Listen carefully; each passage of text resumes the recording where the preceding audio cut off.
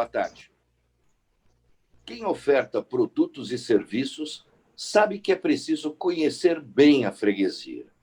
Pois bem, ter livre acesso ao Big Data, a partir de estudos quantitativos e qualitativos desenvolvidos com recursos de inteligência artificial, permite que corporações identifiquem hábitos de consumo baseado em apelos motivacionais.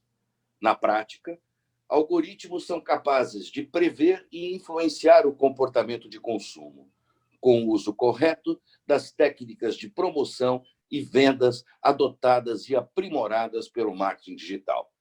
A Lei Geral de Proteção de Dados, LGPD, entretanto, em vigor desde o último dia 18 de setembro, estabeleceu limites ao tratamento dos dados pessoais com o objetivo de proteger as pessoas físicas. Em agosto de 2021, passarão a valer as penalidades da LGPD. Será que elas valem desde já? Como compatibilizar qualidade de atendimento sem ter livre acesso aos dados pessoais dos hóspedes? Pesquisas de satisfação com a entrega de serviços aos clientes serão consideradas abusivas, caso inclua a coleta de dados pessoais? Quando uma corporação acessa dados pessoais de atuais ou potenciais clientes, com prévio consentimento deles, para aprimorar produto ou serviço, pode estar praticando algo ilegal? Sim? Não? Depende. Essas e outras questões serão debatidas neste webinar, cujo tema LGPD, riscos para a hotelaria versus ações necessárias de mitigação, será o tema abordado.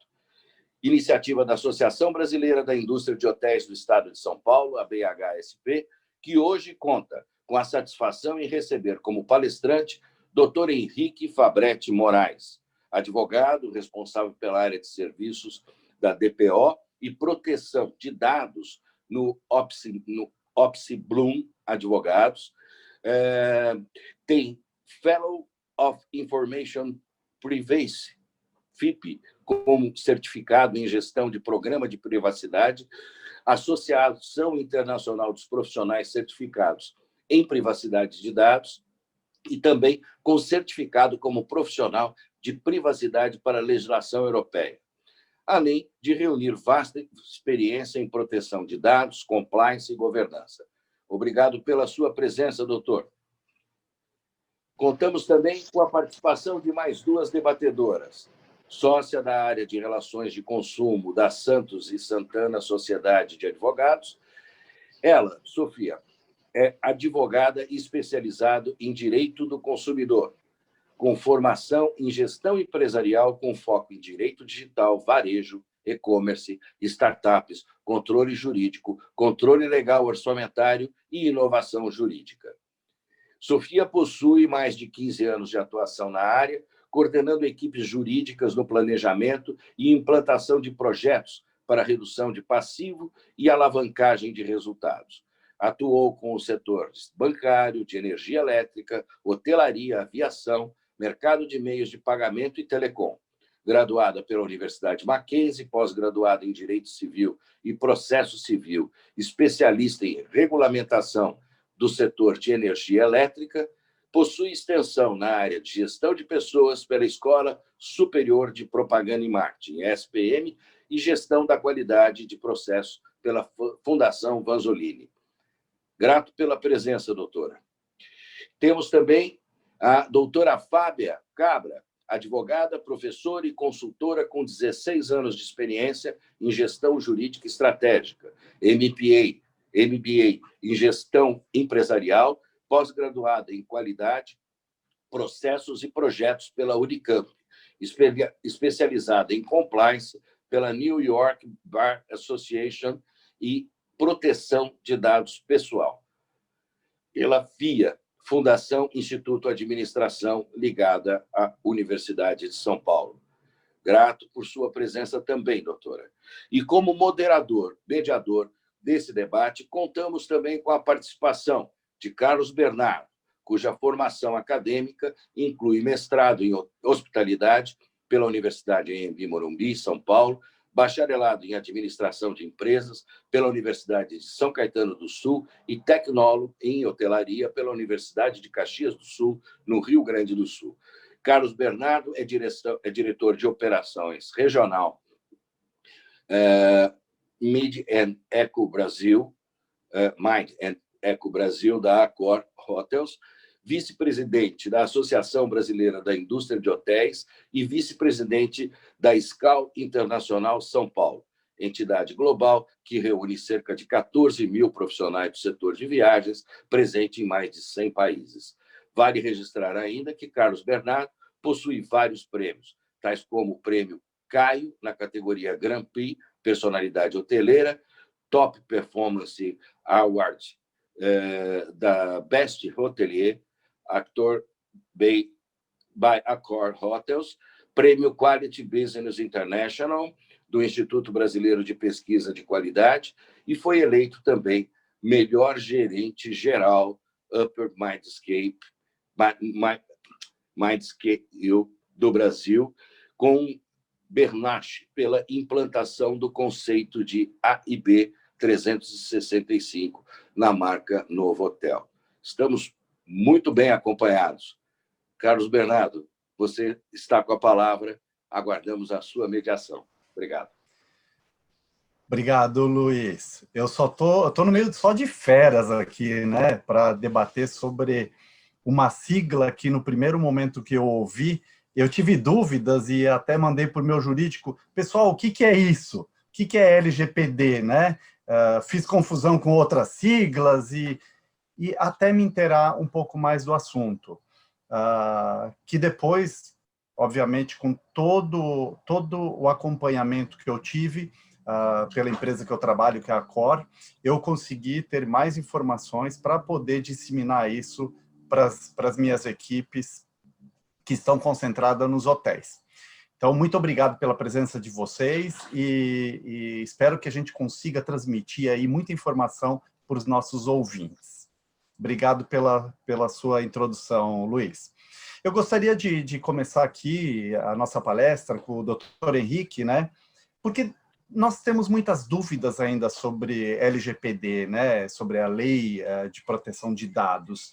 Então, eu gostaria que tu fizesse uma explanação para a gente poder entender um pouco mais sobre essa nova sigla, né? Essa nova lei que ela vem para ficar no nosso Brasil, até porque outros países já têm ela implantada, né, por conta de acordos comerciais e necessidades. Então, por favor, a sua apresentação aí, a sua palestra sobre esse assunto. Muito obrigado por estar conosco. Imagina, Carlos, eu que agradeço. Bom, primeiro agradecer ao Luiz pela apresentação.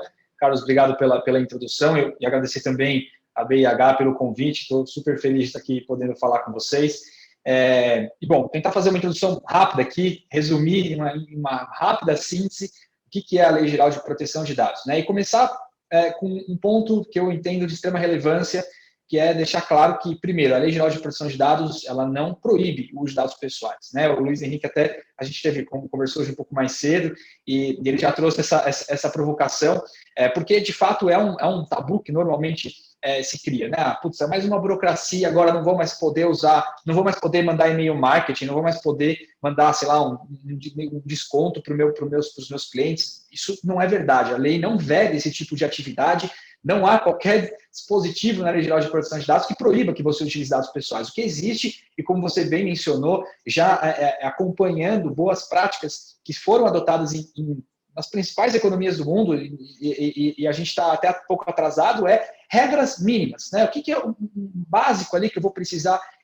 obedecer para poder lidar com esses dados pessoais? Se eu pudesse trazer aqui um principal ponto que a LGPD pretende trazer para nós, é devolver aos titulares de dados, que é a nomenclatura que a lei traz para nós, donos dos dados pessoais, né?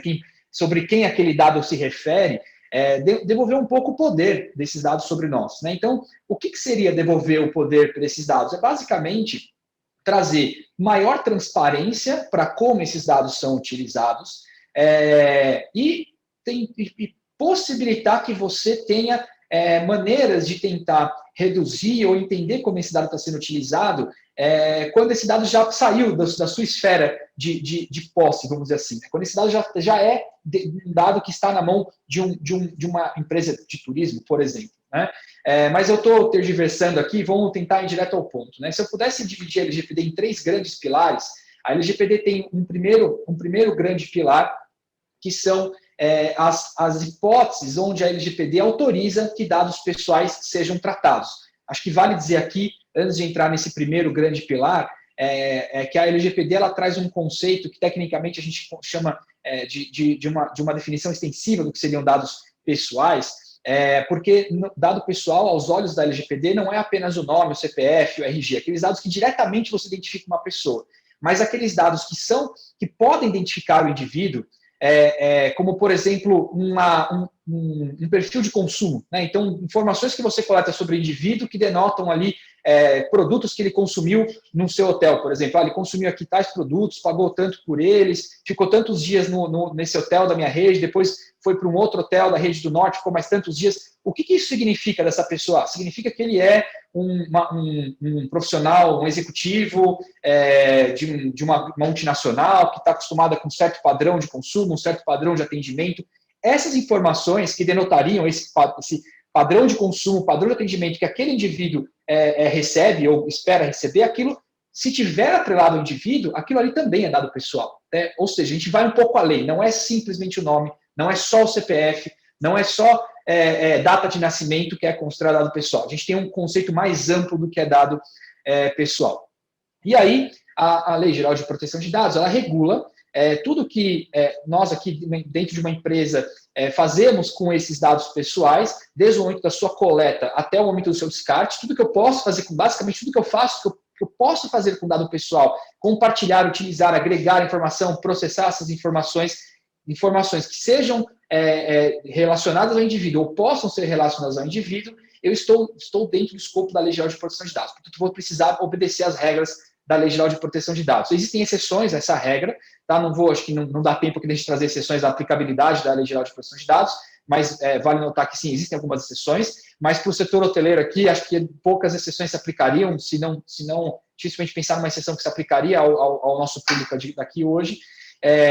Bom, e aí quando eu estiver, então, coletando uma informação pessoal, compartilhando um dado pessoal, processando um dado pessoal, eu vou precisar obrigatoriamente garantir que eu tenho uma hipótese de tratamento desse dado pessoal. É como imaginar ali que são itens que a LGPD obriga você, que você enxergue dentro da atividade de tratamento de dados, dentro dessa coleta de dados, por exemplo, que ela tem que estar representada na Lei Geral de Proteção de Dados. Então, para dados comuns, né, que não são os dados sensíveis, eu já vou falar deles daqui a pouquinho, a gente pode pensar, por exemplo, no consentimento, que é o famoso opt-in, né? É a base legal que a gente normalmente enxerga no nosso dia a dia quando a gente está, por exemplo, utilizando a internet. Então, quando o titular do dado, né, vamos pensar aqui no hóspede, ele autoriza você a enviar o e-mail marketing para ele marca a caixinha, olha, eu quero que vou receber informações promocionais sobre a sua rede de hotéis, eu estou dando a minha autorização para que você trate aqueles conjunto de dados, talvez o nome, o meu e-mail, para me enviar promoções, conteúdo promocional. Então, é uma das hipóteses onde eu posso utilizar dados pessoais. É quando o dono desse dado te dá autorização expressa para isso, e existem alguns requisitos para que esse consentimento seja válido, a gente pode falar disso um pouco mais para frente, mas existem várias hipóteses. Né? Para dados comuns, são 10 hipóteses para tratar esse dado, o consentimento é uma delas. A gente pode pensar também, por exemplo, quando eu estou cumprindo um contrato com um indivíduo e eu preciso dos dados pessoais daquele indivíduo que é parte desse contrato, para eu poder executar esse contrato, eu já tenho uma outra base legal específica para isso. Né? Eu tenho lá uma hipótese legal que chama execução de contrato. Então, se eu estiver executando o contrato e preciso indispensavelmente desses dados para cumprir esse contrato, eu não preciso do opt-in, não preciso do consentimento. Eu tenho essa base legal específica. Quando eu preciso tratar dados pessoais para cumprir uma obrigação legal, então eu preciso enviar informações de uma pessoa para a Receita Federal para cumprir ali a minha obrigação de emissão de nota fiscal. Obviamente não dá para eu pedir autorização do meu hóspede ali para emitir a nota fiscal que vai envolver esse compartilhamento com a Receita. Então eu tenho, porque eu faço isso para cumprir uma legislação. Então tem uma outra hipótese legal para eu tratar os dados pessoais nessa ocasião. Então, eu não vou passar por todas aqui, mas em linhas gerais, eu sempre vou precisar justificar o tratamento de um dado pessoal. Entendam por tratamento qualquer uma das coisas que eu posso fazer com dado pessoal, coleta, compartilhamento, uso, enfim, numa dessas hipóteses, né? Que vale ressaltar, acho que o ponto mais importante o consentimento é apenas uma dessas hipóteses. Nós temos 10 hipóteses para dados comuns, nós temos 8 hipóteses para dados sensíveis, mas eu vejo uma gama muito grande de possibilidades onde eu posso justificar um tratamento de dados, e aí é necessário que se analise corretamente quais dessas hipóteses se encaixam para uma determinada finalidade de uso dessa informação. Eu tenho eu mencionei rapidamente dados sensíveis, então tem uma categoria de dados que a LGPD determina como dados sensíveis, que é uma lista exaustiva, uma lista que, se não tiverem naquela lista, não é considerado dado sensível, onde se encaixam, por exemplo, dados relacionados à vida sexual, dados relacionados à saúde. Então, por exemplo, se alguém relata dentro de um hotel que tem uma determinada condição de saúde, por isso eu não posso comer uma determinada comida, aquilo é um dado de saúde daquele hóspede. Isso entra nessa categoria de dados pessoais sensíveis. Dados relacionados, dados genéticos, então biometria facial, biometria do dedo, isso entra nessa categoria especial de dados relacionados à filiação política, filiação partidária, filiação religiosa, né, identificação, filosofia religiosa, isso também são dados considerados sensíveis, e aí dá para rapidamente imaginar o porquê que ele recebe essa classificação, né, porque existe uma possibilidade maior tanto de utilizar esses dados de maneira indevida, causando, por exemplo, casos de discriminação em relação a uso desses dados, quanto em relação esses dados também recebem essa classificação diferenciada por conta do maior potencial de dano que pode ser causado com o uso indevido dessas informações. O que a gente pode falar agora, rapidamente, sobre esses dados sensíveis é que toda vez que a gente estiver lidando com esse tipo de informação, eu tenho que ser muito mais criterioso e cuidadoso no uso desses dados, sem ir muito a fundo nos impactos gerais que a LGPD traz sobre esse tipo de informação, né? Mas acho que vale dizer também, porque uma confusão que a gente normalmente vê acontecendo, de que a LGPD, que eu tenho que me preocupar com dados sensíveis, né? Que a LGPD regula dados sensíveis. A gente ouve muito isso sendo dito por aí. E não é verdade, né? A única coisa que muda aqui para dados sensíveis é que ele recebe uma tratativa um pouco diferenciada. Eu tenho que tomar mais cuidado nos desses dados do que nos dados comuns. E as hipóteses em que a lei me permite utilizar esses dados, como eu mencionei, essas bases legais para o tratamento de dados, ela é reduzida para dados pessoais sensíveis. Bom, um outro pilar extremamente relevante da LGPD são os direitos dos titulares de dados, né? E esse, talvez, aqui, para nosso bate-papo inicial, eu acho que vale a pena destacá-lo, dar bastante ênfase para ele, porque é por meio dos direitos dos titulares que talvez a gente tenha os primeiros problemas relacionados à Lei Geral de Proteção de Dados. O que são os direitos dos titulares? São direitos, obviamente, que a LGPD estabeleceu para os donos de dados pessoais, né, para os titulares de dados, nossos hóspedes, nossos empregados, por exemplo, que eles podem exercer em relação aos seus próprios dados. Então, eles podem bater na porta de uma determinada organização e solicitar, por exemplo, acesso aos seus dados. Eu quero saber que tipos de dados que você trata sobre a minha pessoa.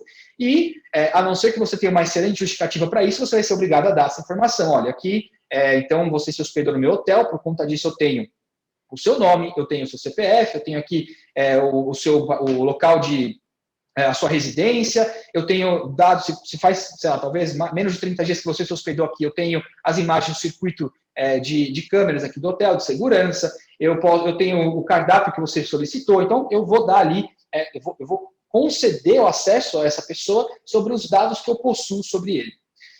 Existem outros direitos que trazem um pouco mais de complexidade, né? Que é, por exemplo, quando eu uso consentimento para tratar um dado pessoal, vou imaginar aquele checkbox lá que eu marquei dizendo que eu quero receber e-mail marketing de uma determinada entidade, eu posso me opor a esse consentimento. Na verdade, eu posso pedir a revogação desse consentimento, né? Ou seja, você vai ter que parar de tratar os dados que eu anteriormente te autorizei a utilizar para me enviar e-mail marketing.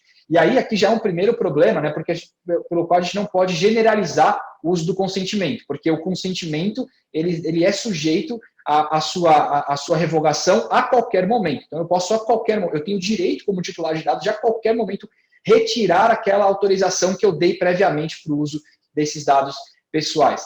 Existe também, por exemplo, o direito de pedir a retificação ou atualização de um dado pessoal. Então, também posso me direcionar à empresa e solicitar, olha, aqui você está usando o meu nome de solteiro, eu mudei meu nome agora que eu casei, então eu quero que você atualize essa informação. Ou, olha, esse nome aqui, você usou meu nome errado, não é esse nome correto, arruma essa letra que está errada, arruma a minha data de nascimento que está errada, enfim, eu tenho o direito de solicitar a retificação ou a correção e atualização de dados pessoais que você trate, que você eventualmente está tratando sobre a minha pessoa. Eu não vou também citar todos os direitos titulares aqui, mas acho que esses são os que mais impactantes no dia a dia. Acho que vale só tirar uma dúvida também, que normalmente surge, né? O direito à exclusão de dados não é um direito absoluto, né? Ou seja, eu não posso pedir a exclusão de todos os dados que vocês têm, que eventualmente alguém tenha sobre a minha pessoa. Eu posso pedir a exclusão dos dados que são tratados em desacordo com a LGPD. Então, se eu vejo que algum dado está sendo tratado já sem uma base legal ou está sendo tratado de maneira excessiva, tem muitos dados que não seriam indispensáveis para atendimento daquela finalidade específica, eu posso pedir a exclusão desse dado. Mas veja, aí já existe um desvio, né? Eu não estou atendendo a LGPD. E ainda para falar de exclusão, quando eu trato dados mediante o consentimento, aí também eu sou obrigado a dar a possibilidade de exclusão desses dados, né? Mas o motivo pelo qual usar consentimento sempre para tratar dados pessoais não é uma hipótese, não é viável. Então, o primeiro pilar que a gente tem são essas bases legais. Eu tenho que sempre justificar o tratamento de dados dentro de uma dessas hipóteses, como, por exemplo, consentimento, execução de contrato, cumprimento de uma obrigação legal. Eu tenho os direitos titulares, que permitem que os donos dos dados, como eu mencionei no começo, né, onde eu devolvo um pouco o poder aos titulares de dados. Então, eu posso saber que dados que você trata sobre mim, eventualmente, em algumas hipóteses, posso pedir exclusão desse dado, posso desautorizar o uso de uma informação que eu tinha autorizado anteriormente. E o terceiro pilar, eu deixei por último, mas talvez até deveria ter falado dele primeiro, que são os princípios para o tratamento de dados pessoais. Então, a LGPD traz uma série de 10 princípios, na verdade, podemos considerar 11 princípios que eu vou precisar seguir sempre que eu estiver tratando um dado pessoal. E aqui é onde começa a entrar um pouco da dificuldade de aplicação prática da LGPD. Porque, por exemplo, eu tenho um princípio que é o princípio da transparência. Significa, basicamente, que toda vez que eu estiver tratando um dado de um indivíduo, eu preciso dar informações claras, precisas e de fácil acesso para o titular do dado. Né? Qual que é a ideia? É que, olha, se você vai usar a minha informação, eu preciso saber que você está usando essa minha informação. E eu preciso, de maneira muito clara e direta, te contar o que eu estou fazendo com esses dados. Normalmente, a gente vê isso sendo colocado em prática por aquelas políticas de privacidade nos sites das empresas. Né? Acontece que hoje, não vou dizer hoje, né? Até a entrada em vigor da LGPD, pelo menos, essas políticas normalmente eram políticas difíceis de entender, elas eram adstritas aos dados que eram coletados dentro do site, né? Ou seja, eu não falava de maneira mais ampla de tratamento de dados em geral, falava só dos dados que eram tratados dentro daquele site. E as pessoas não se importavam muito em ler essas informações, né? Talvez ainda não tenhamos uma grande curiosidade por isso, mas a partir da entrada em vigor da LGPD, eu preciso passar, primeiro, a dar informações de maneira muito mais clara. Então, tem sido, inclusive, muito comum utilizar conceitos de legal design, que é basicamente tentar trazer uma linguagem jurídica de uma forma mais palatável, né? Uma forma mais simples para qualquer público entender o que eu estou querendo dizer dentro daquele documento. E eu tenho que, sempre que possível, trazer de maneira ampla o que eu faço com dados pessoais, não só no site. Então, vou dar um exemplo aqui, né? Para quem teve a oportunidade de viajar para a Europa pelo menos desde 2018 para cá, de maio de 2018 para cá, a Europa passou por um processo de renovação das suas regras de proteção de dados, né? Entrou em vigor o Regulamento Europeu de Proteção de Dados, e aí houve uma mudança interessante de comportamento. Normalmente, quando você vai se registrar num hotel dentro da União Europeia, você vai ver uma plaquinha de acrílico, que é a maneira que eles acharam lá, não é a única maneira possível de fazer isso, mas é a maneira que eles têm feito lá, com a sua política de privacidade. Então, quando você vai se registrar no hotel, você já vai entender quais dados que aquele hotel coletam sobre você e o que ele vai fazer com esses dados, com quem que ele vai compartilhar, por quanto tempo ele vai armazenar e quais são os seus direitos em relação àqueles dados. Então, é uma maneira que o setor hoteleiro, de maneira geral, está utilizando a União Europeia, mas não é uma regra, tá? Existem outras maneiras de você fazer isso, mas é só para dar um exemplo de como o princípio da transparência deve ser aplicado na prática. Eu vou só falar mais um princípio que eu acho muito importante, que é o princípio da finalidade, que significa que eu sempre preciso ter um propósito legítimo, específico e informado ao titular do dado sobre o que eu vou fazer com esse dado. Né? O que significa isso na prática? Significa que eu não posso mais... aqui talvez exista uma limitação, sim, a utilizar os dados, porque eu não posso mais coletar dados sem saber o que eu vou fazer com esses dados. eu tenho que ter um propósito, eu tenho que ter um motivo pelo qual eu vou usar esses dados, né? E é fácil de você entender o porquê que você não pode mais coletar dados sem saber o que você faz com eles. Porque se eu preciso, obrigatoriamente, dizer para o titular do dado o que eu faço com esse dado, é impossível fazer isso se nem eu souber o que eu vou fazer com essas informações. Então, esse ponto é extremamente importante. Eu tenho que ter muito claro dentro da minha organização o porquê que eu trato aqueles dados, porquê que eu coletei, o que eu faço com eles, por que eles estão armazenados há 15 anos aqui dentro, qual que é a finalidade daquilo que está armazenado tanto tempo dentro da minha empresa, por que eu preciso coletar uma ficha gigantesca do meu hóspede, por exemplo, aqui, tem uma justificativa para isso? Veja, não estou dizendo que não pode, mas eu tenho que ter a justificativa muito bem estruturada do porquê eu preciso daqueles dados, para que eu possa comunicar ao titular do dado. Eu vou fechar aqui essa rápida introdução, falei até bem rápido aqui, mas para ficar dentro do tempo que a gente combinou, que é a figura do Data Protection Officer, né, que é uma figura nova, que a nossa legislação chama de encarregado pelo tratamento de dados pessoais, que a gente tem tido essa figura, apesar de não estar expressamente escrito dessa forma na legislação, a gente tem entendido essa figura como a figura do Data Protection Officer previsto na regulamentação europeia no Regulamento Europeu de Proteção de Dados, que é a figura responsável pelo compliance com proteção de dados. Então, é aquela figura que, primeiro, vai ser o ponto de contato dos titulares de dados, da Autoridade Nacional de Proteção de Dados, a gente pode falar dela um pouco mais para frente. Então, primeiro é um ponto de contato, é quem os titulares de dados e a autoridade vai comunicar primeiro, conversar primeiro para entender e endereçar problemas relacionados ao uso dos seus dados pessoais.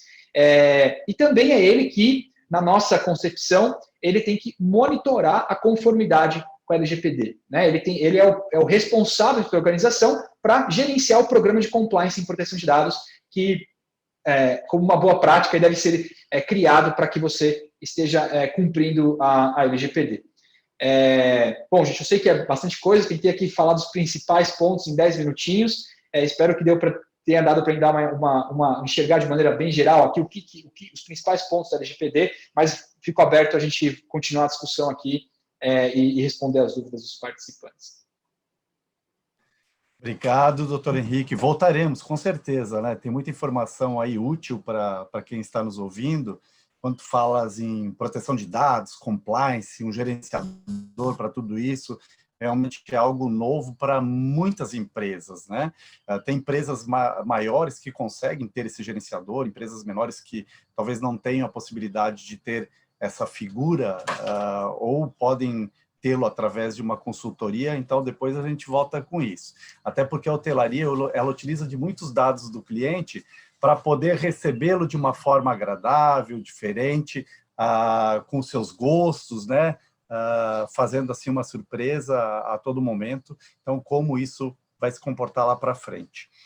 Eu gostaria de convidar a doutora Fábia, né, para nos explicar um pouco de como a Accor consegue, com aproximadamente 5 mil hotéis no mundo, disseminar tanta informação. O doutor Henrique falou aí durante 12 minutos, 13 minutos, e a gente vê o quanto é complexo esse assunto, mas o quanto as equipes têm que se inteirar dessa informação, porque eles são as pessoas de contato com o cliente, com o nosso hóspede, né? E como poder passar uma informação precisa para que a gente não tenha implicações nos nossos hotéis, no turismo em geral. Então, por favor, coloque a apresentação da doutora Fábia para que ela possa discorrer aí o assunto. Obrigado pela presença. Eu que agradeço, Carlos Bernardo, é um prazer, né? Falando no meu nome, em nome do meu time, nós preparamos aqui um resumo para dividir com vocês, fazer um benchmark de tudo que nós fizemos até aqui. E você falou muito bem, assim, é um trabalho de equipe, né? Uma equipe multidisciplinar dedicada nesse projeto, né? Se você quiser, eu mesmo posso compartilhar. Se vocês acharem melhor, eu mesmo posso compartilhar, se vocês acharem tudo bem. Eu estou com a apresentação aqui. Então, sim, assim, a primeira dica que eu começo a passar para vocês é essa, de ser uma equipe multidisciplinar. Eu acho que esse é um grande diferencial nosso, né? Quando eu cheguei na Accor, em 2019, esse projeto já estava iniciado, né? De forma muito inteligente, muito rápida, a diretora da área, né, a Magda, que é a nossa diretora, ela startou esse projeto muito no começo. Acho que ela já tinha essa preocupação, muito com o olhar preventivo, né, muito porque o nosso time global já estava implantando o GDPR, então ela, de forma muito sábia, ela começou o projeto de forma muito cedo. Isso nos trouxe um caminho muito mais tranquilo de implantação, né? Eu tenho colegas, eu trabalho na FIA também dando aula de compliance, e tenho colegas que estão desesperados, porque implantar LGPD agora, no momento da vigência da lei, é uma loucura. Então, o que nós preparamos aqui para vocês é um benchmark de como nós chegamos até aqui. Mesmo começando no início de 2019, a gente ainda não concluiu, né? Estamos aí trabalhando ainda na implantação, mas claro que estamos num cenário muito mais confortável. Então, nossa ideia é dividir um pouco disso com vocês.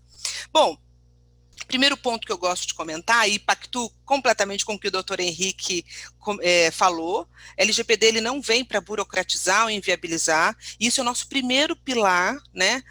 Nós, como business partner das operações, nós precisamos implantar um projeto que ative negócio, como continuar usando o dado pessoal de forma a não trazer exposição para a core, esse foi o nosso olhar.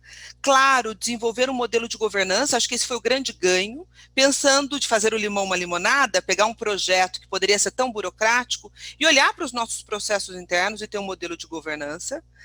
Repensar os sistemas, porque sim, sistema é algo que traz muita exposição, porque nos coloca de frente aí a poder sofrer ataques, invasões em nossa rede, e daí ter uma vulnerabilidade de vazamento de informação. Eu posso ter feito tudo direito. Se entra alguém dentro da minha base e rouba os nossos dados, eu também vou ser responsabilizada por isso, porque é meu dever legal de proteger esse dado. Então, nosso terceiro pilar foi olhar todos os sistemas e pensar como a tecnologia pode nos proteger e não nos deixar vulnerável. E aí o nosso trabalho de equipe multidisciplinar com o nosso TI dedicado nesse projeto conosco.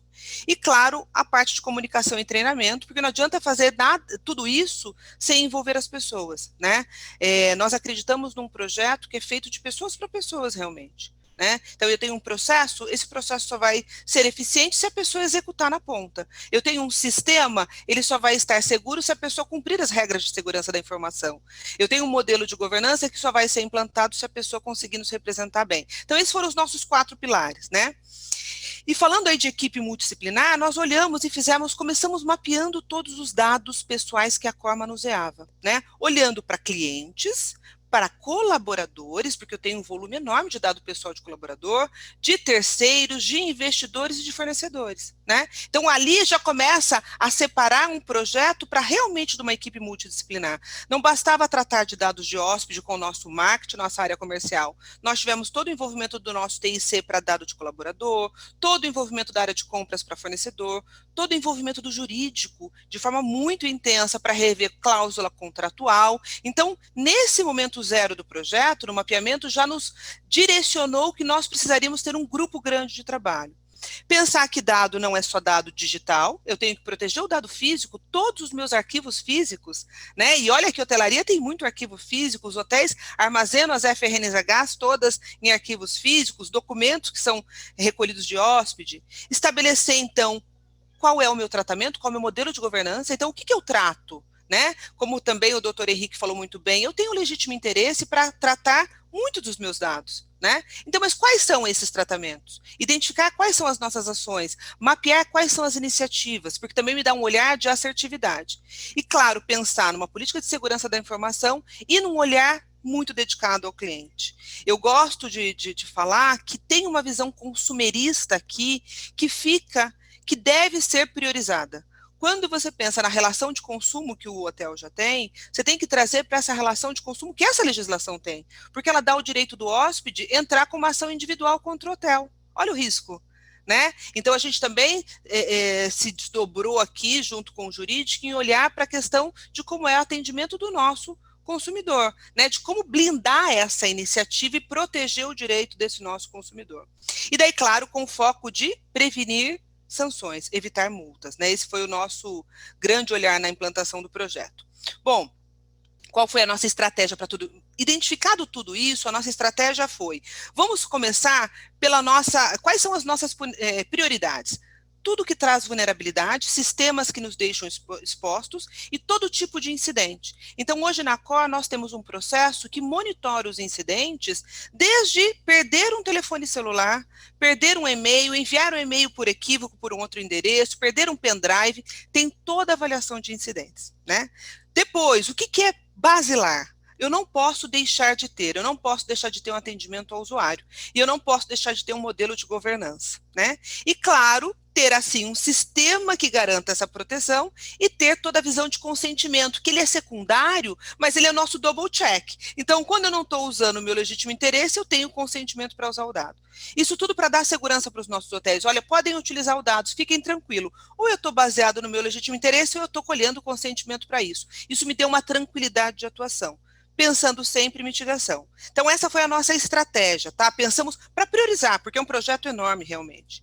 Priorizamos, como que a gente fez isso acontecer? Nós tivemos claro, né, todo o patrocínio do nosso CEO, da Magda, que é a VP da nossa área, que sempre foi muito preocupada, dos nossos CCOs, dos nossos diretores de operações, isso tudo nos deu muito empowerment de implantação, porque nós criamos um projeto único para todos os hotéis, e todos os hotéis foram aderindo, isso foi muito legal. Tivemos um consultor, assim como os advogados que estão aqui com a gente, isso é muito importante, porque traz a técnica, e nós criamos um squad de trabalho, né? Eu realmente gosto de falar isso, para dar dica aí para os meus colegas, crie um grupo de trabalho multidisciplinar, envolva as pessoas, né? Eu sou a líder do projeto, mas não faço nada sozinha, né? Eu tenho um time comigo, da minha área, tem todo o jurídico comigo, e todas as áreas. Então, aqui tem desde a RH, compras, marketing, área digital, toda a parte de operações, todos os hotéis envolvidos, área de tecnologia, segurança da informação. Então, é um grupo grande. Nós somos 26 pessoas envolvidas nesse projeto, né? E aí nós criamos esse squad e mensalmente fomos trabalhando o plano de ação, implantando o passo a passo. Criamos um comitê, onde a gente leva as tomadas de decisão. Então, eventualmente, nós temos uma decisão em que nós não temos alçada ou algo que a gente precisa decidir, né? Vou dar um exemplo para vocês. Em pleno momento de pandemia, como fazer aditivo contratual para os colaboradores, né? Porque nós entendemos, analisando o nosso contrato de trabalho, que merecia fazer um aditivo contratual. Nós tivemos que decidir, precisamos fazer isso agora, porque agora estamos todos em pandemia, ou podemos fazer isso num D+1? Né? Ou num D+3, lá em janeiro, quando todos estivermos voltados para a operação. Teve uma avaliação técnica do nosso TIC, que junto com o nosso jurídico avaliou se tinha risco ou não e tomou a decisão. Então, isso também é bom, porque é um time que está sempre se falando e se unindo para olhar os riscos do projeto, né? E daí nós criamos fases. Nossa primeira fase, então, foi esse Risk Assessment, com um plano de ação. Começou lá em 2019, comecinho de 2019, olhando, entendendo a necessidade dos hotéis, entendendo a necessidade dos sistemas e mapeando aonde o nosso dado, onde tem dado pessoal na Core. Então, hoje nós temos um grande mapa que mostra direitinho aonde tem manuseio de dado pessoal, seja qual dado for, tá? Depois, estabelecemos o nosso modelo de governança. Então, como deve ser feito esse tratamento, o que é legítimo interesse, qual dado eu uso por legítimo interesse, qual dado eu uso por força de contrato, qual dado eu uso por força de lei, porque tem dado pessoal, que eu uso porque eu tenho um processo judicial, por exemplo, eu tenho que ter esse dado pessoal para o tratamento daquele processo. Então, a gente identificou isso, mapeamos todos os processos, entrevistamos todos os hotéis. Dica também aqui para os hotéis que estão nos ouvindo, converse com as pessoas. Quando a gente foi entrevistar os hotéis, é interessante comentar, Carlos, que nós retroagimos 30% do projeto. Porque falou, opa, esquecemos disso, opa, esquecemos daquilo. Então, foi muito bom. A gente teve que voltar 30% das nossas casas e reescrever o processo. Isso foi muito legal. Aí a gente teve uma visão grande do nosso jurídico com relação a contratos. Nosso jurídico levantou todos os contratos que a Core tem, são mais de 600 contratos de fornecedores homologados, para revisão e aditivo contratual de todos. Outro ponto muito importante, porque trouxe para o jurídico uma visão de quais fornecedores traziam exposição de dado pessoal, e também para a área de compras, né? E toda a parte de segurança da informação, porque nós criamos toda a base desse projeto, começou lá em 2019 com a nossa política de segurança da informação. Como manusear esse dado, como transferir o dado, como mandar e-mail, como arquivar. Então, saiu também aí uma base toda de políticas, de processos internos, né? Isso trouxe muito mais simplicidade para o projeto. É processo de trabalho, modelo de governança e cuidado, né? Vamos dizer assim, simplificando aí o projeto. E com isso, a gente começou a implantação. Né? Criamos um guideline para os hotéis, o nosso treinamento é inclusive amanhã a gente treina todos os gerentes dos hotéis de como fazer a parte de hotel. Criamos um modelo de atendimento à fiscalização. Isso aqui foi muito input, até a doutora Sofia, que está aqui, é uma das minhas parceiras aí de vida, né, de jurídico, que eu gosto bastante, porque ela me deu muito olhar. Fábia, tem que criar prevenção, tem que pensar no PROCON. Você esquece, a ANPD não foi criada, mas o PROCON está aí. Se você está achando que não vai chegar a fiscalização de PROCON, vai chegar. Então, ela me chamou a atenção para pensar no momento, num atendimento especializado aí para essas fiscalizações, e a gente criou, assim, criamos um time só para atender fiscalização, né? Chega um fiscal no hotel da Cora, ele vai ter um atendimento dedicado a ele, esse time especialista em consumidor, mais do que em digital, porque, como a Sofia gosta de falar, é natural que o fiscal vá para o hotel querendo olhar aquilo que traz mais exposição. O que a Cor tem mais? Dado de hóspede ou dado de colaborador? Né? O fiscal vai querer olhar o dado de hóspede, traz mais um fundo, né, muito mais arrecadatório do que o de colaborador. Espero que nenhum fiscal esteja me ouvindo, mas sim, né? Tem aí um risco. E a gente tomou esse cuidado de pensar em ter um canal dedicado para isso. E sim pensar numa proteção sistêmica, porque os hotéis usam os nossos sistemas homologados, mas não são 100% dos sistemas homologados. Então, a gente também se debruçou em olhar quais os outros sistemas que poderiam trazer exposição. Por exemplo, o sistema de folha de pagamento, um sistema de A e B, que pode ter um dado pessoal que traz exposição. Então, a gente também fez aí um drill down nisso, olhamos os sistemas individuais dos hotéis. Então, foram as nossas 3 fases. Estamos exatamente no momento da implantação nos hotéis. Guideline já foi disponibilizado e agora treinando os nossos GMs, tá? Bom, eu já passei, né? Eu falo demais, então eu já fui falando logo das fases, detalhei para vocês o que foi o nosso Risk Assessment, o que foi esse modelo de governança de dados, o que foi essa nossa terceira fase de implantação nos hotéis. O que eu chamo a atenção para o hotel? Uma outra dica, a parte de conscientização e treinamento. Nós temos uma plataforma de treinamento online para todo mundo saber o que é dado pessoal. Porque o hóspede vai chegar lá na nossa recepção e vai falar assim, olha, vocês têm aqui um atendimento ao titular? Ele fala, titular do quê? Ele tem que saber.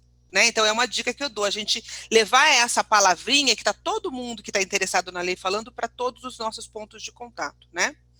Bom, e claro, garantir que a gente tivesse uma uniformização em controle de acesso, em backup de segurança, em anonimização. Essa questão da economia de dado, eu posso colher o volume que for, mas eu só deixo na minha base aquilo que realmente eu utilizo, né? E manter aí o direito do titular resguardado, a parte de correção, de exclusão, de suspensão, de alteração e até da portabilidade, que a gente não sabe muito bem como vai acontecer, mas ela vai acontecer.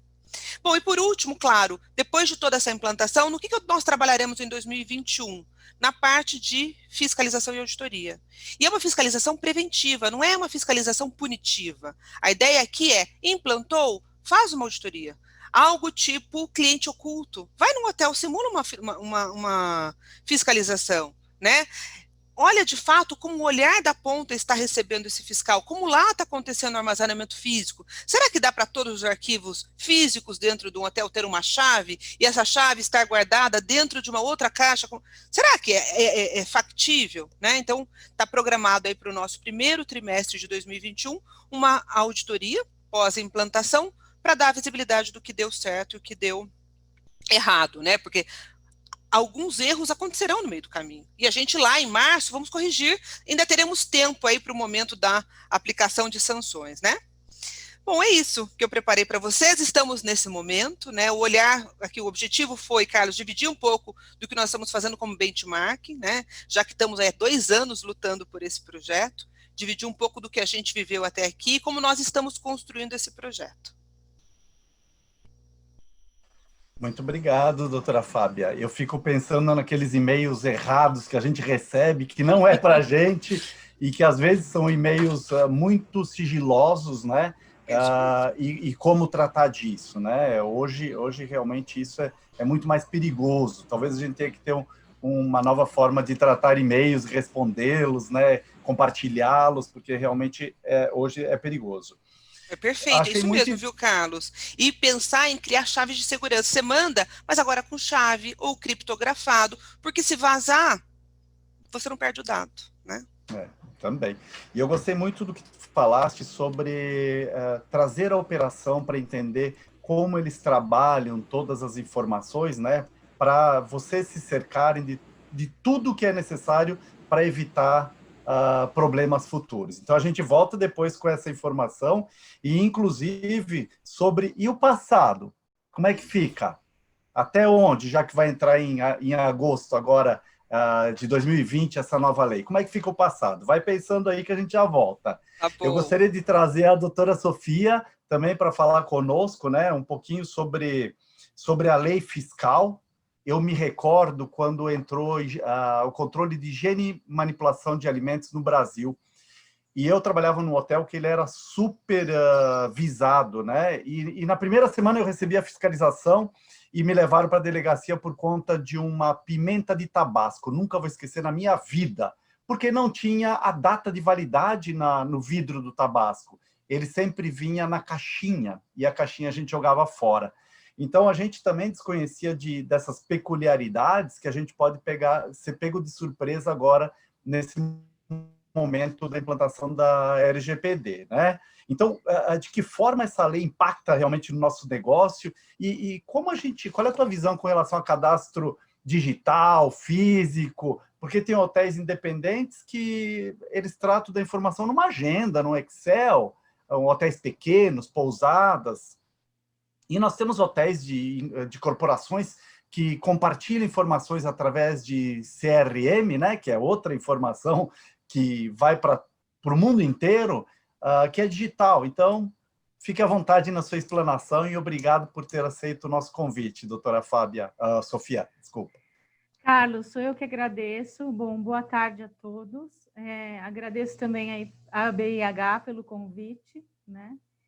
E, enfim, fazendo só uma amarração entre o que o doutor Henrique falou, o que a doutora Fábia falou, o doutor Henrique deu aí um overview sobre os principais pontos da LGPD e a Fábia sobre um processo aí de adequação da empresa à LGPD. Realmente, a LGPD ela é uma realidade, né? Atualmente, no Brasil, nós já temos até um microsistema para assegurar essa proteção dos tratamentos dos dados pessoais.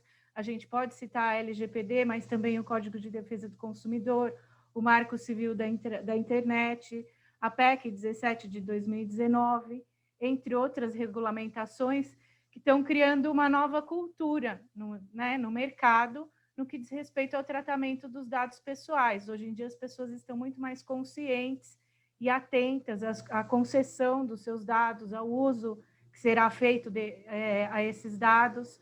Então, assim, o próprio processo de adequação das empresas, dos hotéis, por exemplo, para atender aos requisitos da LGPD, ele já gera uma cultura organizacional voltada a essa proteção dos dados pessoais. E esse é um ponto irreversível, né, que a gente tem discutido, mas é um ponto irreversível.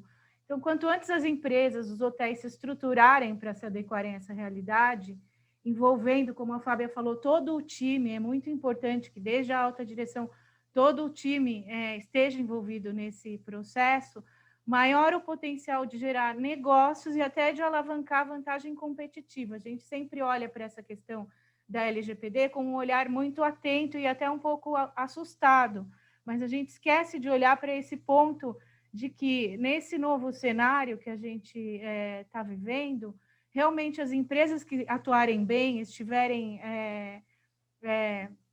bem adequadas à LGPD, elas vão ter um maior potencial de gerar negócios, né? E de ter aí essa proximidade com os seus clientes, com os consumidores de um modo geral. A gente tem olhado muito para a questão das autuações, das fiscalizações, né? Que estão previstas aí só para agosto de 2021, mas atualmente, realmente, como a Fábia falou, os próprios órgãos de defesa do consumidor e o Ministério Público podem acompanhar a atuação das empresas, dos hotéis, então esse processo de adequação é muito importante, né, uma vez que a lei já está em vigor. E essas sanções, elas não são as maiores perdas que as empresas podem ter. Quando a empresa falha na proteção dos dados, né, dos seus clientes, isso afeta a imagem da empresa, afeta a reputação da empresa no mercado, o que no segmento de turismo e hotéis significa muito, né? Além disso, essas falhas também elas podem gerar um passivo jurídico, ações individuais, indenizatórias, ações coletivas, reclamações junto aos órgãos de defesa do consumidor. Então, a gente ver aí 2 pontos importantes, né? As empresas fizeram grandes investimentos ou estão fazendo, né, de recursos, investimentos financeiros para o processo de adequação à LGPD, com o envolvimento de todo o time, com a criação de um processo orgânico e sustentável que gere aí esse envolvimento de todo o time. Mas, uma vez feito esse processo de adequação, tem a manutenção disso, que é para sempre, né? Então, acho que com relação às fiscalizações, que é o que você perguntou, esse processo de manutenção, um processo que seja orgânico, sustentável e que gere todas as evidências que a empresa ela está adequada, atuando numa melhoria contínua com relação à proteção dos dados pessoais, dos clientes, dos próprios colaboradores, isso é muito importante, né? Como a Fábia falou, é importante ter um time multidisciplinar, o trabalho do DPO vai ser muito importante, a criação de comitês internos, treinamentos com todo o time. Você vê, nesse overview rápido que o doutor Henrique deu sobre a LGPD, você já vê que tem muitas nuances, muitos detalhes, então é importante que todo o time seja treinado e conheça a LGPD, saiba quais são os requisitos, ações de engajamento também com o time, e aí sim o registro de todo esse processo, né? A empresa ela tem que criar essa cultura de ter o registro de todo esse processo de adequação. Auditorias internas são importantes para isso, então você tem como registrar os pontos de atenção e quais as medidas corretivas foram implementadas, prever ações de contingência para o caso de falhas. E com isso, você cria um ciclo virtuoso, né? E você torna a sua empresa também apta a receber uma fiscalização. Então, se você receber uma fiscalização, você vai poder mostrar todas as ações, as boas práticas que você adotou, desde o seu projeto de implantação. Olha, eu fiz o mapeamento de todo o ciclo de vida dos dados pessoais aqui dentro da empresa. Eu defini quais são os pontos de risco. Eu implementei ações de contingência ou corretivas. Todo o meu time foi treinado. Então, aqui as evidências dos treinamentos. Fizemos auditorias internas para isso. Nós temos um comitê multidisciplinar, né, para o caso de uma falha grave, ou para acompanhar e fazer auditorias regulares. Então, você vai ter todo esse processo documentado para o caso de uma fiscalização, você poder apresentar e evidenciar todas as suas boas práticas, né? Porque, ao final, é um investimento grande e essa evidência é muito importante, é o fruto, é o resultado de todo esse trabalho e da manutenção desse processo, né? E eu acho importante também dizer que nesse processo é importante o apoio do jurídico também, porque você não precisa só ter uma atitude, aguardar uma fiscalização, ficar numa atitude passiva, mas você pode também, junto com o jurídico e com as áreas de negócio da empresa, implantar uma agenda positiva de relacionamento com os órgãos de defesa do consumidor, mostrar quais foram as suas boas práticas, como você tem tratado os dados, em especial se você tiver, sei lá, focos de reclamação em algum PROCON específico ou perante algum órgão específico, né? Com isso, você também tem uma atitude, você pode ter uma atitude proativa, uma agenda mais positiva nesse relacionamento, até, enfim, futuramente, inclusive com a agência nacional, não sei, para você demonstrar suas boas práticas e os resultados do trabalho, né? Com isso, realmente, eu acho que as empresas conseguem, os hotéis, minimizarem os impactos jurídicos, né? De reclamações, enfim, e até mesmo com relação às fiscalizações e eventuais aplicações de multa, e também fomentar essa cultura na empresa, né, em todos os níveis da empresa. Acho que falando assim um pouco sobre a fiscalização, e de um modo geral, sobre todo esse processo de adequação e como que se espera que isso ande, como a empresa vai poder evidenciar isso, acho que esses pontos são importantes para dar um overview aí sobre o tema. Obrigado, doutora Sofia.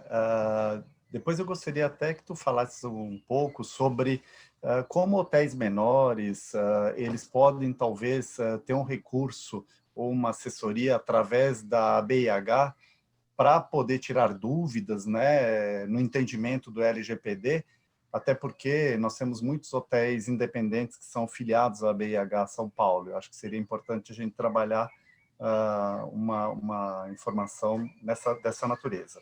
Eu gostaria de voltar com o doutor Henrique, né, para que ele possa discorrer um pouquinho mais sobre, falasse um pouco sobre transparência, penalidade, né, e aí a doutora Fábia e a doutora Sofia também falaram sobre evitar multas, sanções. Essas penalidades, multas e sanções, elas são pessoa física, são pessoa jurídica? Como é que funciona essa fiscalização, até para a gente entender um pouco mais? Até porque tem envolvimento aí com compliance, né? Que tu falasses anteriormente, e tanto a doutora Sofia e a doutora Fábia enfatizaram também essa questão de compliance para proteção de dados, né? Como isso funciona, ou como vai funcionar a partir de agosto de 2021? Tá. Bom, Carlos, acho que o primeiro ponto importante de ressaltar é que não vamos esperar agosto de 2021 pensando só na questão de tomar multa, né? E eu vou dar exemplos práticos do porquê não fazemos isso. Nós já temos, a LGPD entrou em vigor em setembro, né? Segunda quinzena de setembro, ou seja, tem 1 mês e meio aí, e nós já tivemos algumas ações propostas no Poder Judiciário embasadas na LGPD, então, usando a LGPD como algum cliente foi insatisfeito com, não era ramo hoteleiro, mas algumas questões ou de insatisfação de algum usuário de um serviço, eu não quero citar nomes aqui, né, para ser mais genérico possível, mas ou pessoas que estavam insatisfeitas com o determinado serviço em relação ao que era feito com seus dados pessoais, ajuizaram ações no Poder Judiciário, utilizando a LGPD como embasamento. Nós tivemos já sinalizações, por exemplo, da Senacom, que é a Secretaria Nacional do Consumidor, né, podemos falar que é a chefe dos PROCONs aqui, ela já sinalizando iniciativas de fiscalização de venda de dados pessoais, por exemplo, de maneira indevida. Nós já tivemos Ministério Público do Distrito Federal e Territórios ajuizando ali inquérito civil amparado na Lei Geral de Proteção de Dados. Nós tivemos, inclusive, recentemente uma decisão judicial aqui em São Paulo, cuja parte da decisão foi já fundamentada na Lei Geral de Proteção de Dados, em que pese a ação tivesse sido ajuizada antes da entrada em vigor da lei. Enfim, então, estou trazendo só alguns exemplos aqui de que, apesar de nós não termos o enforcement, né, a fiscalização da Autoridade Nacional de Proteção de Dados, nós já temos os próprios titulares de dados, ou eventualmente outros órgãos de fiscalização e controle, fazendo ali, preenchendo esse papel de contestar eventualmente práticas de uso de dados pessoais que não sejam adequadas à legislação. Então, é bom ter isso em mente, tá? Não é só a autoridade que pode trazer dor de cabeça nesse sentido. Vale dizer que a competência de fiscalizar o cumprimento da lei é da autoridade, mas a lei ela serve, não é só a fiscalização que pode gerar problemas e indenizações por danos morais, por exemplo, enfim. Então, tomar um pouco de cuidado em relação a isso. A legislação, ela traz uma série de sanções que podem ser aplicadas para aquelas empresas que não estiverem cumprindo a legislação, que pode ir desde uma simples advertência, né, então uma cartinha lá, olha, corrija isso, está errado, arrume, até a sanção pecuniária, né, a aplicação de multa, que talvez seja o que mais chama atenção. Existe um limite alto dessa multa, né, que é um número que você olha assim, você fica um pouco assustado, pois as multas podem ser até 50 milhões de reais, aliás, né, 2% do faturamento limitado a 50 milhões de reais. Claro, estou falando aqui no pior cenário possível, né, é o teto da multa, então não é que vão sair distribuindo multas nesse valor, mas é claro que isso é um valor bem expressivo. Vamos ver como é que vai ser, de fato, a aplicação disso, né, podem ser valores bem menores também. Mas nós temos, por exemplo, sanções relacionadas ao bloqueio de operações de tratamento de dados, né? Basicamente, a autoridade pode falar, olha, você para de usar esses dados pessoais até que você regularize a sua situação, ou a sanção de exclusão de dados. Então, imagina a autoridade dizendo assim, você tem que apagar esse seu mailing porque você não tem uma base legal para justificar o tratamento desses dados. Então, existe uma série sanções que a Autoridade Nacional de Proteção de Dados vai poder aplicar, que não é só a multa, e que ela só poderá ser aplicada a partir de agosto do próximo ano, a partir de 1º de agosto de 2021, mas com essa ressalva de que não é só isso que a gente tem que se preocupar. Essas sanções, elas são para os agentes de tratamento de dados, e que aí no nosso cenário aqui, via de regra, eu quero simplificar a questão para não entrar em muitos detalhes técnicos, mas via de regra é a pessoa jurídica, né, vai ser mais difícil a gente ver pessoas físicas estando no escopo da LGPD, elas podem estar, mas vai ser um pouco mais difícil, então vamos simplificar aqui a conversa, via de regra essa multa é para a pessoa jurídica, e aí eu quero só trazer um ponto, você mencionou de compliance, você falou de compliance, né, Carlos? Quando eu me refiro a compliance, na verdade é porque a gente, como a legislação, como a LGPD é muito complexa no sentido de ela abarca vários, ela se aplica de maneira transversal numa empresa, todo mundo, é difícil pensar uma área da empresa que não vai precisar estar olhando para a LGPD, afinal de contas, quem estiver mexendo com dados pessoais no dia a dia vai ter que estar adequado à legislação, né? Tem que garantir que vai estar obedecendo a legislação no uso desses dados pessoais, e ela trata, então tem essa transversalidade, e nós temos também a ausência ainda do que seria um bom senso em relação ao que é correto fazer com dado pessoal. Eu gosto de fazer um comparativo com a lei anticorrupção. Mas eu tenho certeza que todos que estão nos assistindo aqui, todos nós aqui presentes nessa sala, a gente sabe o que é um ato de corrupção. A gente não pode não saber tecnicamente, mas você vai achar, no mínimo, que é estranho alguém te pedir ali pagar o almoço para não fiscalizar a sua empresa, por exemplo. Então, você tem o bom senso em relação ao que é um ato de corrupção, ele existe. Essa equivalência não existe ainda para a proteção de dados. Não existe um bom senso de que eu olho para um dado, aqui eu estou cumprindo a lei, aqui eu não estou. Né? Isso ainda a gente está criando, isso é uma cultura nova, é algo totalmente novo que a gente está criando dentro do nosso ecossistema jurídico e regulatório.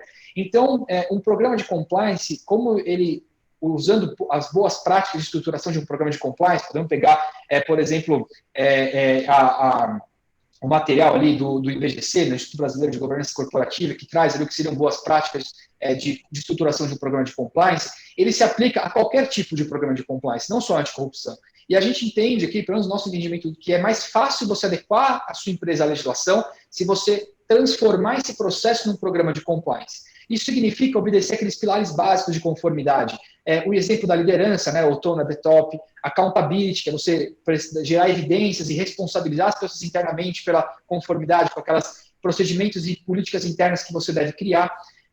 Você tem um sistema de monitoramento contínuo para ver se as pessoas estão cumprindo aquelas políticas e procedimentos internos que foram criados. Você responder a inconsistências. Né? Programas de compliance eles não são infalíveis, mas eles têm que detectar inconsistência. Então, você precisa ter um mecanismo de quando você detecta inconsistência, o que você faz? Você vai investigar por que aquilo aconteceu, atuar na causa raiz para evitar que aquilo aconteça de novo, se necessário, eventualmente, até punir a pessoa que foi responsável por uma não conformidade. Então, tem todo um ecossistema que quando criado, facilita buscar a conformidade. E mais do que isso, eu vim da área de compliance, né, e existe uma frase que a gente costuma usar na área de compliance, que é que não basta estar correto, eu tenho que parecer correto. Né? E dá para a gente acrescentar um outro ponto, que é eu preciso conseguir provar que eu estou correto. E um programa de compliance, normalmente, ele facilita você provar, mostrar que está correto, parecer correto e conseguir comprovar que você está correto. Então, desculpa, me alonguei um pouco mais, saí um pouco da questão, mas acho que esse ponto é bem importante. E programas de compliance não são apenas para grandes empresas. Né? Claro que a complexidade, a robustez de um programa de uma multinacional de uma empresa menor, uma pequena empresa é outro. Né? Você pode até ter um compliance mais pautado quase que exclusivamente na cultura e na conscientização dos seus colaboradores, por exemplo. Mas é possível criar programas de compliance para estruturas menores. Então, ele é bem democrático nesse sentido. Muito Posso obrigado complementar, Carlos? Posso complementar? Fiquei tão orgulhosa de ouvir o doutor Henrique, que especialista em direito digital falando de compliance, porque eu sou de compliance por natureza, doutor, e fico muito orgulhosa quando a gente fala de compliance digital, com a propriedade que você falou. Super te agradeço como compliance officer, assim, que bom te ouvir falar assim, porque isso estimula muito as pequenas e médias empresas a pensarem no programa de compliance como aquele viabilizador, aquele programa que vem muito mais para apoiar do que para burocratizar. Então, concordo em gênero, número e grau com tudo que você falou. Queria complementar com 2 pontos, pensando em PME. né? Primeiro que a legislação traz alguns excludentes para ter um bom programa para a PME. Isso é bom. Isso faz com que ela possa viabilizar e, de forma muito simples, ter um programa de compliance e poder falar para os seus clientes, seus fornecedores, que ela tem um diferencial competitivo, que é esse olhar de integridade. E o segundo ponto que eu vejo como um baita potencial é o canal de denúncia, que é poder abrir as portas, os ouvidos da empresa para ouvir as pessoas sobre tudo o que está acontecendo. Isso ajuda o gestor, né? Pensando agora em incidentes, em vazamentos, em descumprimento de normas aí digitais, o canal de denúncia vai ser um grande apoiador da empresa. Nós saberemos muita coisa através do canal, onde as pessoas poderão se apoiar ali e contar, dividir com a empresa o que está acontecendo, né? Eventuais cenários que possam estar acontecendo, que traz exposição, traz risco de multa para a empresa e que a empresa eventualmente não sabe, o gestor eventualmente não sabe. Então, complementando aí o benefício de ter o compliance digital ou de ter o pilar de proteção de dados, assim como nós temos na Core, dentro da área de compliance, é você usar as ferramentas do compliance para fazer um compliance digital, né? Usar de forma positiva os pilares do compliance, além do tona de top, mas de forma positiva, pensando em proteção empresarial. Então, só queria complementar essa parte, viu, doutor Henrique? Carlos, obrigada. E Eu que eu queria agradeço, eu acho que é um debate, né? Por favor, doutora Sofia. só complementar, não, mas fazer uma contribuição no sentido de que também, sob o olhar do compliance, a relação com os titulares de dados, né, depois, agora em que eles vão poder exigir os seus direitos, enfim, fazer solicitações, é muito importante. Então, você realmente envolver nesse programa e ter aí alguns pontos de auditoria, de acompanhamento, monitoramento da área de compliance em relação a todas as plataformas de relacionamento com os clientes, é muito importante. Vai ser um bom termômetro para você entender o que eles estão solicitando, como eles estão se comportando, né? Você falou do CRM, mas eu acho que também nesse ponto do que eles vão solicitar em relação aos seus dados pessoais, quais serão as primeiras demandas, como é que esses clientes vão se comportar, é um ponto interessante de monitoramento e também até para evitar eventuais demandas judiciais, reclamações junto ao PROCON, enfim, você ter também aí uma ação mais proativa no sentido de trabalhar na melhoria contínua desse atendimento, né? Muitas empresas estabeleceram times específicos para atender os titulares de dados, outras empresas treinaram as próprias plataformas de atendimento, os canais de relacionamento para fazerem esse atendimento, mas é muito importante fazer esse monitoramento, né? Para ter esse termômetro e entender o que está acontecendo lá na ponta. Era isso. Perfeito. Eu gostaria de fazer uma pergunta para a doutora Fábio e depois eu vou pedir para o Luiz, ele tem uma pergunta aí também bem interessante para vocês.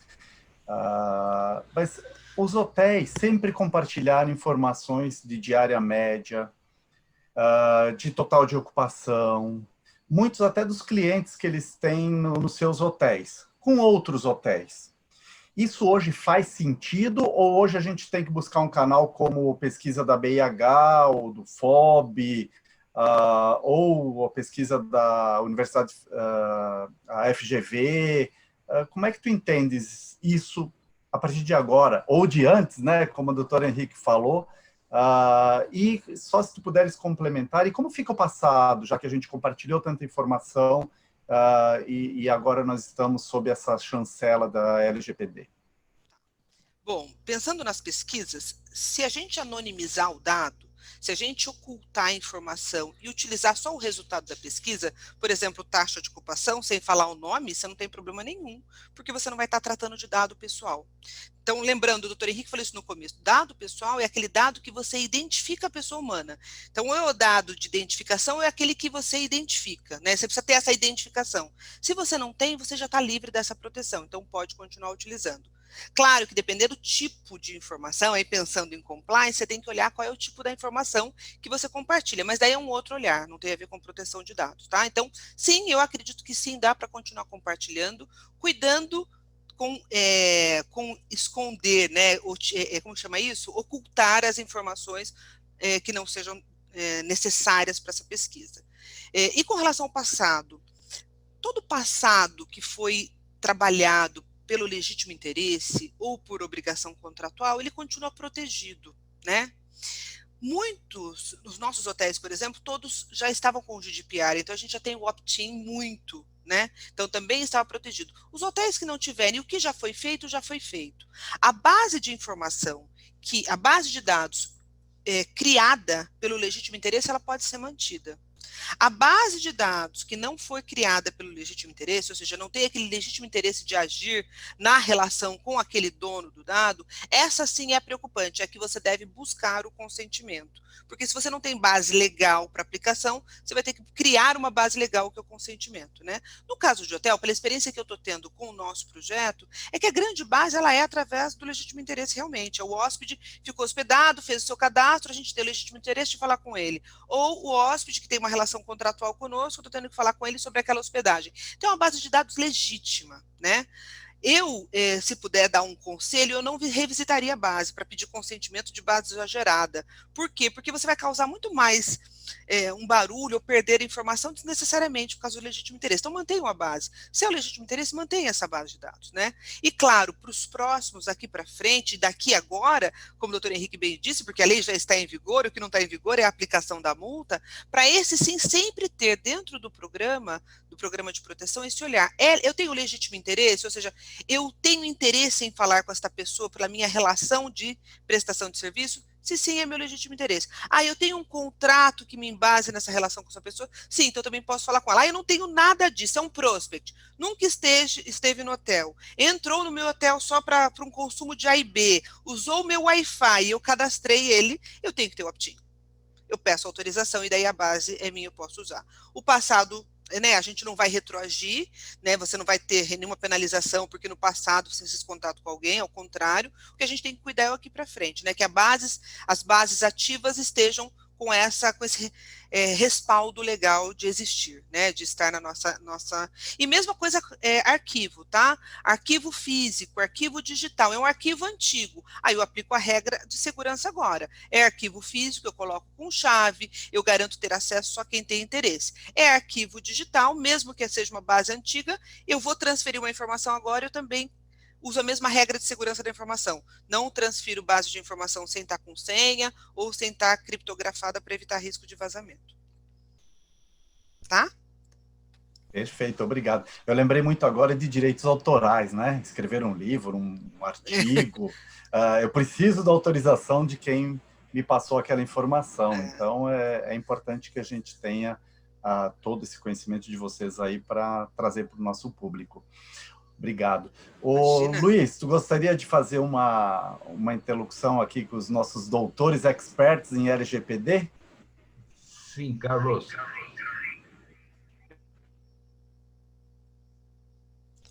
Acho que você está no mudo, Luiz. O teu micro está no mudo.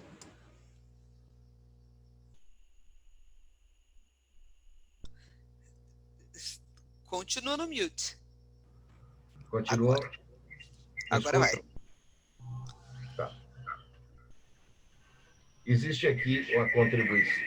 Está dando chiado, né? Mas dá para entender. Tá. Doutora Sofia e doutora Fábia solicitam a nossa audiência a disponibilidade de acesso ao PPT que você apresentou, doutora Fábia.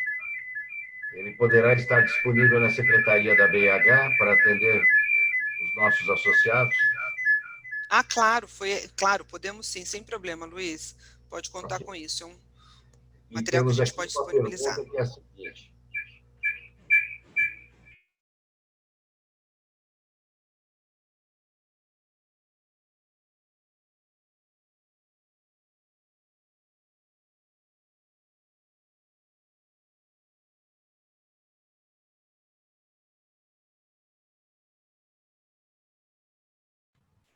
Alô?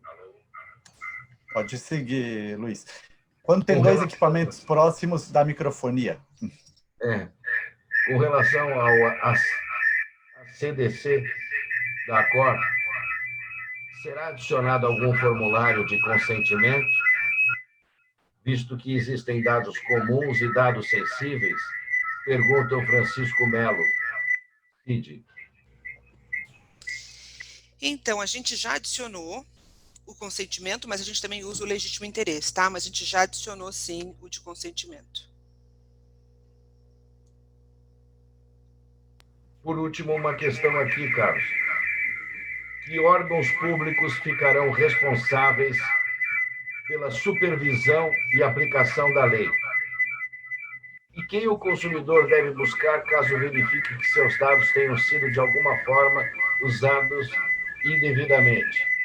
E parabéns a todos por este projeto e esta iniciativa.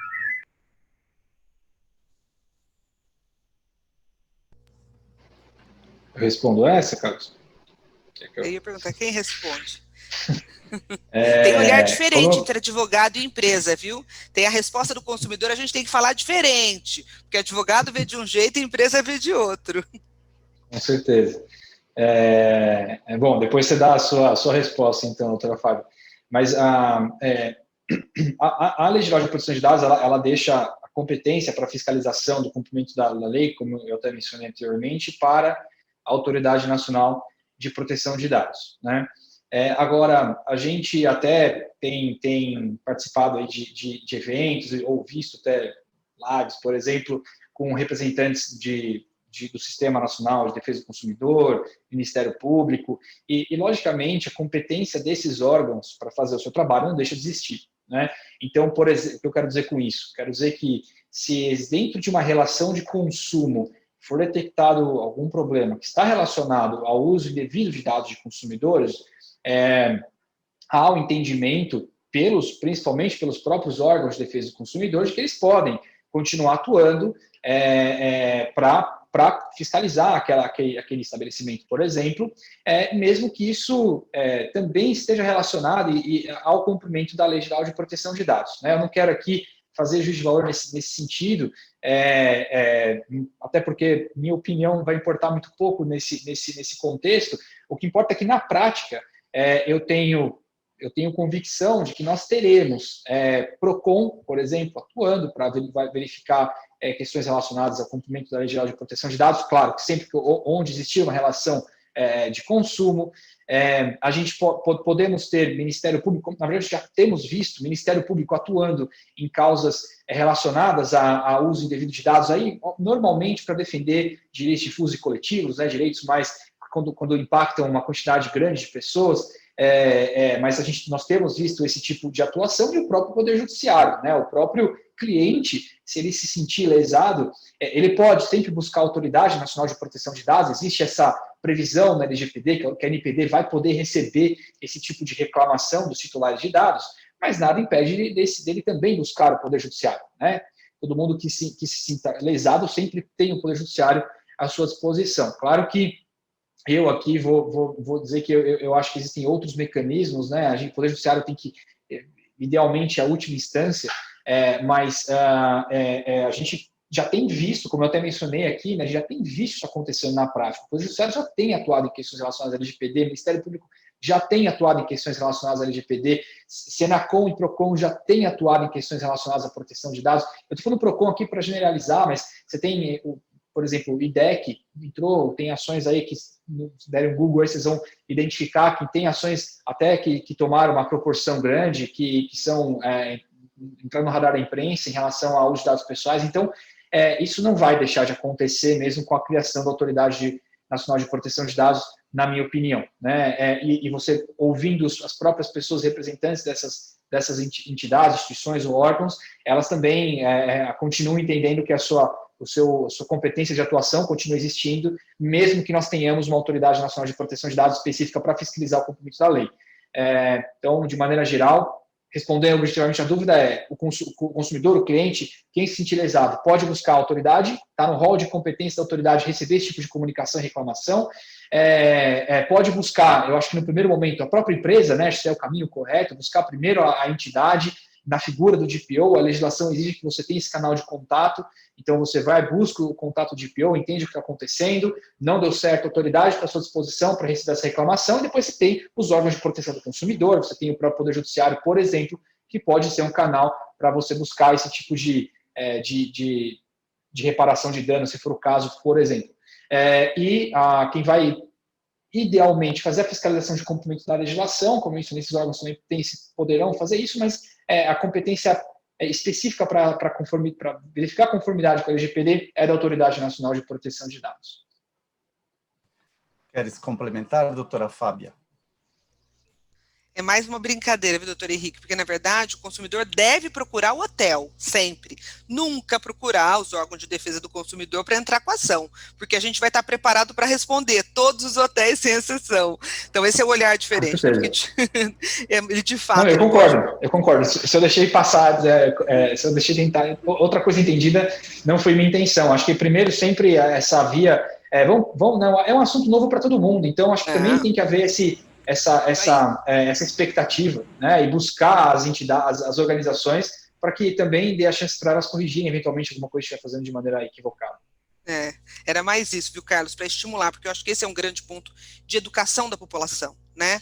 Falar que sim, quem ele deve procurar sempre? A empresa, porque a empresa vai poder dizer o quê? Ela tem obrigação legal e ela vai se preparar para responder o primeiro ponto de contato, né? A gente se preocupa muito no nosso mercado de ter um volume alto de ações judiciais individuais contra o hotel,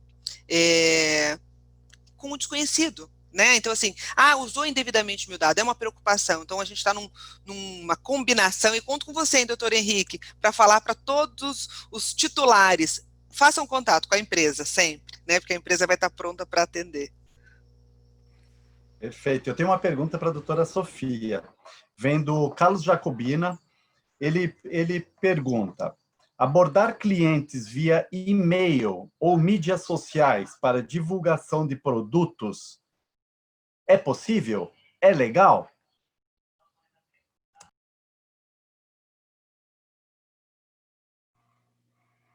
É possível, mas você vai ter que ter ali o legítimo interesse, né? A gente sabe que os hotéis têm muitas campanhas, né? Tem e-mail marketing, mas, por exemplo, no caso do e-mail marketing, a empresa vai ter que ter uma justificativa de por que é interessante para aquele cliente receber aquele mailing, participar daquele mailing, né? Então, é importante também que os hotéis, enfim, as empresas tenham as políticas de privacidade atualizadas, os sites seguros, e, assim, é possível a manutenção dessas campanhas de marketing, mas sempre com esse olhar do legítimo interesse e do consentimento, né? Então, realmente, isso é uma coisa que tem que ser olhada caso a caso, de acordo com cada campanha, com cada escopo de cada campanha, para você estar aderente à legislação. Perfeito, obrigado. Doutor Henrique, o Davi Lima nos pergunta se o pet dele, né, ele tem um pet, é um animal de estimação, ele quer saber se o animalzinho dele também tem lei de proteção de dados, tamanho, raça, o que ele come, porque algumas empresas podem assediá-lo. Isso pode existir? Como funciona isso? Bom, vou tentar responder aqui de duas maneiras, por dois ângulos diferentes. Primeiro, a legislação usa, tecnicamente falando, né, ela diz que dado tem que ser da pessoa natural, né, e aí você tem um significado técnico para isso, previsto no Código Civil. Então, animais não são dotados de personalidade jurídica, personalidade civil, não são pessoas naturais, aos olhos da legislação. Então, não, a LGPD não se aplica aos dados do animal. Porém, se você estiver atrelando as informações desse animal ao seu dono, né, sei lá, a pessoa que, acho que no caso aqui, né, o hóspede entrou lá com o seu pet no hotel, se você está atrelando os dados do pet ao dono dele, ao indivíduo que foi hospedado no hotel, aí sim esses dados podem ser considerados pessoais, porque eu estou atrelando dados de um animal, mas a um indivíduo, uma pessoa natural, e aí sim se aplicaria a Lei Geral de Proteção de Dados a essas informações, sempre que atrelada ao indivíduo, né? Desde que eu consiga identificar, tornar passiva a identificação desse indivíduo a esses dados do animal, mas o nome do animal em si, dados, qualquer informação relacionada ao animal em si, se não estiver atrelada a uma pessoa natural, a um indivíduo, não entram no escopo da Lei Geral de Proteção de Dados.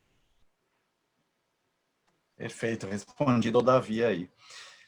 Doutora Fábia, nós temos uma pergunta de Gilberto Junqueira. Gostaria de entender como os hotéis tratarão a questão do preenchimento da FNRH para grandes grupos. Para os grupos de incentivo, que via de regra a agência envia todos os dados com antecedência, para agilizar o processo de check-in do grupo e evitar filas na recepção. Boa pergunta. Excelente pergunta, né? Outra preocupação que a gente tem. Tem que aplicar as mesmas, assim, na verdade, mais regras de proteção, porque você está recebendo. Então, essa agência que está te mandando tem que ter uma cláusula contratual dizendo que ela só vai usar esse dado para o objetivo fim do contrato de hospedagem. Então, ela não pode usar esse dado para nenhuma outra coisa. Primeiro ponto. Segundo ponto, esse dado deve vir de forma protegida, ou com planilha com senha, ou criptografado, porque se vazar não vai dar vazamento e depois o hotel ainda vai ser responsabilizado. Ao receber esse dado, também é a mesma coisa. Se você, por um acaso, tem prática do hotel, eu não vou nem dizer que o hotel não deva ter a prática de impressão, porque muitos ainda têm. Imprime tudo, coloca na pastinha. Tem que estar em arquivo armazenado com chave. Se é prática de armazenamento digital, dentro de um sistema, esse sistema tem que estar protegido aí com as regras de segurança, né? E daí sim, manter armazenado na base de dados, ele é hóspede, passou a ser hóspede, você tem o legítimo interesse de manter essa base armazenada para contatos futuros, né, na sua base de informação. O que não pode, que eu gosto de chamar a atenção, porque, né, a gente que é do mercado, a gente começa a conhecer as coisitas que acontecem, é usar essa base para qualquer outra coisa que não seja a hospedagem dele. Mas pode falar com ele sobre uma oferta? Pode contar para ele que vai ter um jantar promocional na semana seguinte, que ele pode continuar o relacionamento? Pode, porque ele é nosso hóspede, né, do hotel que ele está. O hotel pode continuar tratando as informações. Mas, ó, tomar cuidado de ter esse contrato com a agência e cuidar para que a agência não use esse dado, porque esse dado é do hotel, é daquela marca que está hospedando o hóspede, né? Então, não é porque entrou pela agência que a agência pode utilizar aquele dado que foi gerado para hospedagem para oferta de cartão de crédito, por exemplo, tá? Perfeito. Luiz, eu gostaria de ir para considerações finais, que o doutor Henrique vai ter que se ausentar para um outro compromisso, e se as mulheres doutoras me permitirem, eu gostaria de dar a palavra a ele, até por conta desse compromisso que ele tem. Tudo bem para vocês? E depois nós faremos as considerações finais da doutora Sofia e da doutora Fábia. Claro, sem problema nenhum. Obrigado, viu? Doutor Henrique, a palavra é sua. Carlos, obrigado pela gentileza, obrigado a todos pela gentileza. Eu estava na minha agenda aqui que esse evento ia durar 1 hora, por isso eu até acabei marcando esse evento na sequência, peço desculpas. Mas em relação, só para fechar aqui, eu acho que até conversei com o Luiz um pouco mais cedo, existe uma maneira de você olhar para o cumprimento com a LGPD, que é preciso cumprir a lei porque ela manda e ponto final, né?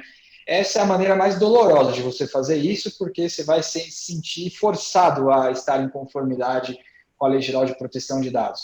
Mas existe uma outra maneira de você enxergar esse mesmo assunto, que é utilizar a proteção dos dados dos seus, principalmente quando a gente fala dos seus clientes, mas em dados de empregados também, por exemplo, como um mecanismo de construir construir ou melhorar a relação de confiança que você tem com os seus empregados, com os seus clientes, fornecedores, enfim, com todas as pessoas que, de alguma maneira, lidam com você, né, como organização.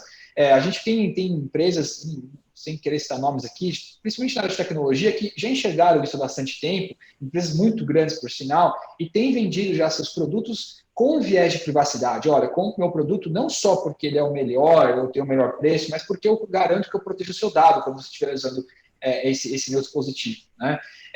E a gente talvez hoje enxergue isso de maneira muito distante, mas com o ganho do popularidade que esse assunto tem tomado, não vai demorar muito para as pessoas começarem a olhar para você também e questionar, por que você precisa desse meu dado? Cadê? Como é que eu sei o que você faz com a minha informação?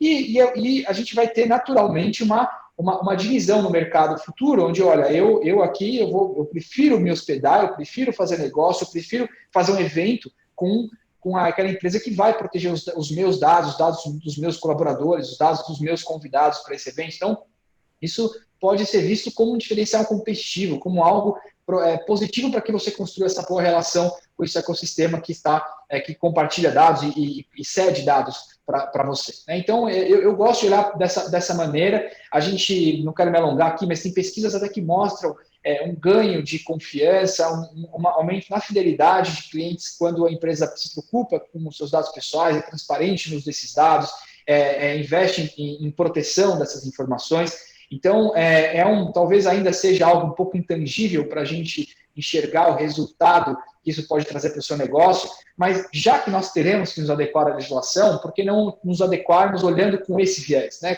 Como diferencial competitivo, como algo importante até para a existência e sobrevivência do meu negócio a longo prazo. Então, eu gostaria de deixar essa mensagem. Acho que esse é um lado mais interessante e que não é querer viajar na maionese, né? Não estou buscando algo distante, é algo que a gente tem visto e que existem pesquisas que mostram, comprovam o valor que isso traz para o seu negócio. Muito obrigado, doutor Henrique, pelas suas palavras, obrigado pela sua palestra inicial e por compartilhar tanto conhecimento conosco. Imagina, obrigado a vocês, agora... pessoal. Vou pedir licença e vou saindo aqui. Por favor. Pedir a palavra à doutora Fábia para fazer as considerações finais também. Fique à vontade, por favor. Obrigada, Carlos. Bom, o que eu gosto muito de falar? Eu acho que são iniciativas, é um caminho sem volta, né? O compliance é um caminho sem volta, a lei de proteção de dados é um caminho sem volta, a sustentabilidade é um caminho sem volta, porque são melhorias para o nosso mundo. Isso quer dizer que os nossos negócios estão mudando, né? E que nós precisamos nos adaptar da melhor forma possível. E essa melhor, não existe uma receita, né? Então, eu preciso investir muito para me adequar da melhor forma possível? Talvez não. Talvez uma empresa pequena, uma empresa média, possa começar com pequenas iniciativas. Né? Que eu penso muito isso, é proteção para a pessoa jurídica, né? Todas essas iniciativas trazem uma proteção para a PJ, trazem uma proteção empresarial, né? Então, acho que minha consideração final, vale a pena, é um caminho sem volta, mas muito positivo, porque traz continuidade de negócio, traz diferencial competitivo para as empresas, né? Assertivamente, pensando no nosso ramo, estar num hotel que se preocupa com a integridade dos processos, das pessoas, do colaborador, do hóspede, é muito melhor do que estar no hotel que não se preocupa com isso. E claro, se todo mundo faz isso, está todo mundo em pé de igualdade. Agora, se um faz e o outro não faz, a gente precisa chamar atenção para aqueles que fazem, né?